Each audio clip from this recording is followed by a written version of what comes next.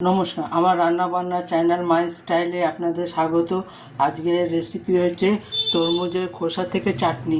আপনারা অনেক রকমের চাটনি খেয়েছেন, একবার এইভাবে চাটনি খেয়ে দেখবেন।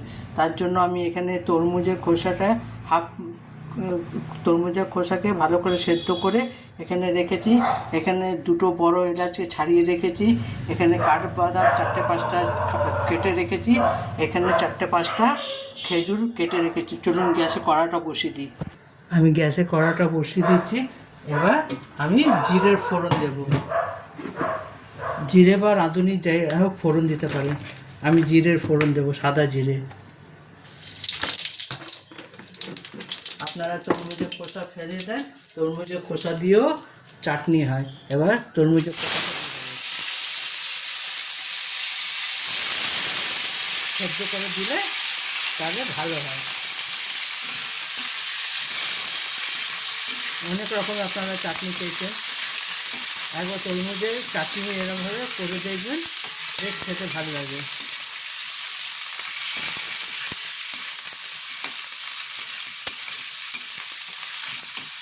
ফেললে তো সব কিছু ফেলে দেওয়া হয়।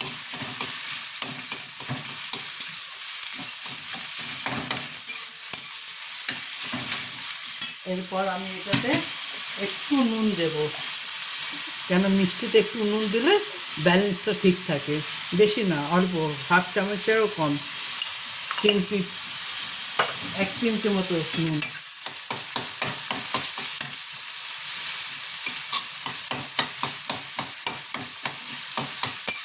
এটা সেদ্ধ করা আছে বলে এটা করতে বেশিক্ষণ সময় লাগবে না।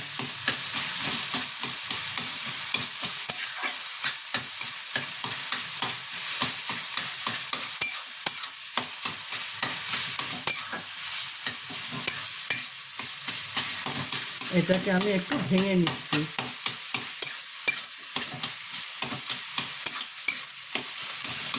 এরপর আমি কাঠবাদাম, খেজুর আর গোটা এলাচ দিয়ে দেবো।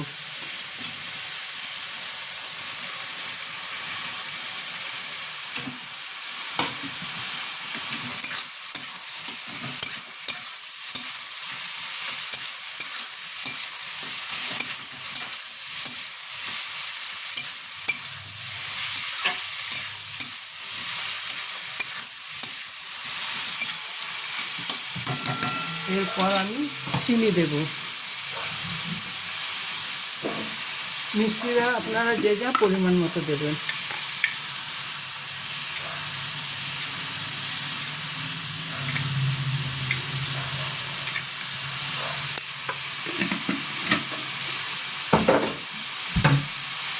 আপনারা অবশ্যই একবার এইভাবে করে দেখবেন, কমেন্ট করে আমাকে জানাবেন আপনাদের খেতে কেমন লেগেছে।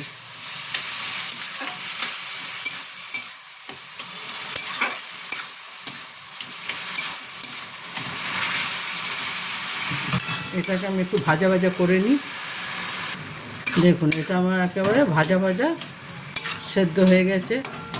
এটাতে আপনি যেইটুকু গ্রেভি রাখতে চান, ঝোল, সেইটুকু রাখতে পারেন, গামাকা রাখতে পারেন। এটাতে আপনি কাজু কিশমিশ দিতে পারেন। আমার কাছে কাজু কিশমিশ নেই বলে আমি কাজু কিশমিশ দিইনি।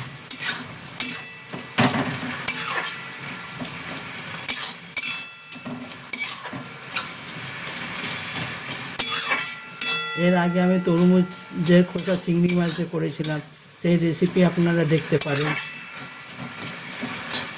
আমার রান্নাবান্না মাই স্টাইলে গিয়ে ক্লিক করবেন, দেখতে পাবেন।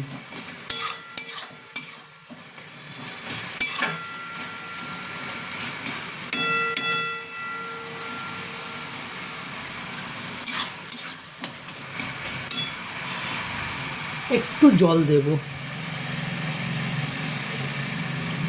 একটু সেদ্ধ হওয়ার জন্য একটু জল দেব। এটাতে আপনারা চাইলে জিরে যখন ফোড়ন দিয়েছেন সেই সময় একটা শুকনো লঙ্কা ফোড়ন দিতে পারেন।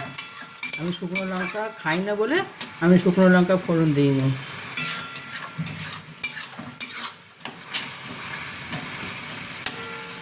আমি গোলমরিচের গুঁড়ো দেব, গোলমরিচের গুঁড়ো দেবো আর এলাচের গুঁড়ো দেবো,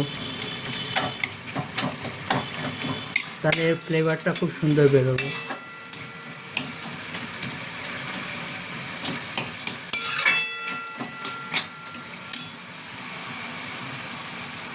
আপনারা তো অনেক ধরনের চাটনি খেয়েছেন, একবার এইভাবে করে দেখবেন।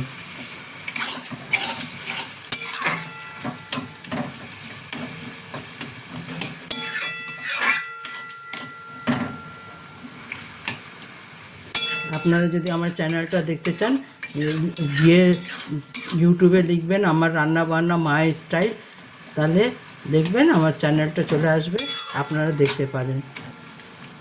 আমাকে লাইক করতে পারেন, আমাকে সাবস্ক্রাইব করতে পারেন। আমি আমার মা বোনেদের জন্য নতুন নতুন রেসিপি ছাড়ি, যাতে আমার মা বোনেরা রান্না করে খেতে পারে। আমি চেষ্টা করি হেলদি রান্না করার জন্য। আমার যত রান্না বান্না সব গুঁড়ো লঙ্কা ছাড়াই।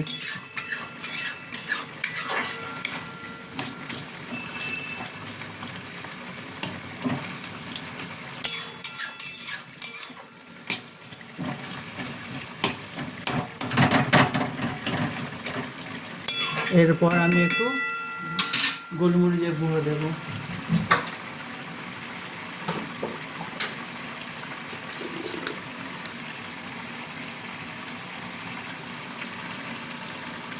আপনারা দিতে পারেন বা স্কিপ করতে পারেন, কিন্তু দিলে একটু বেশ ঝাল ঝালটা হবে, ভালো লাগবে। এরপর আমি এলাচ গুঁড়ো দেবো, হাফ চামচে মতো এলাচ গুঁড়ো।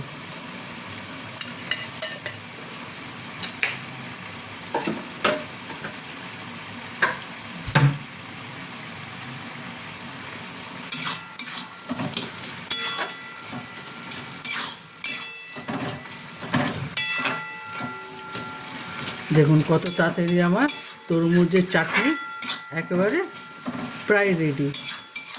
আর একটু জলটা শুকাবো।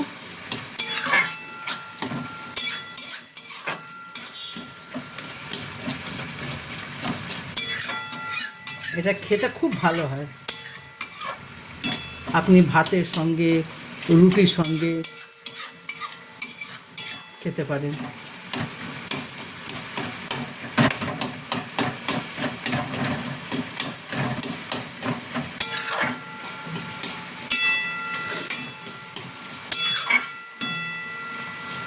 দেখুন একেবারে যেমন জেলি হয় সেই টাইপের হয়ে গেছে।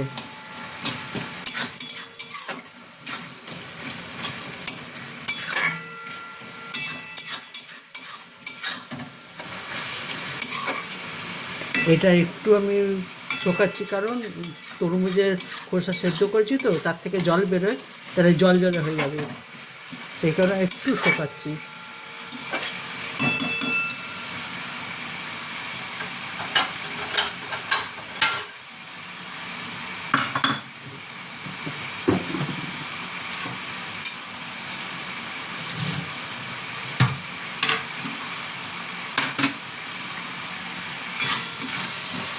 চিনিটা যে যার আপনারা পরিমাণ মতো দেবেন।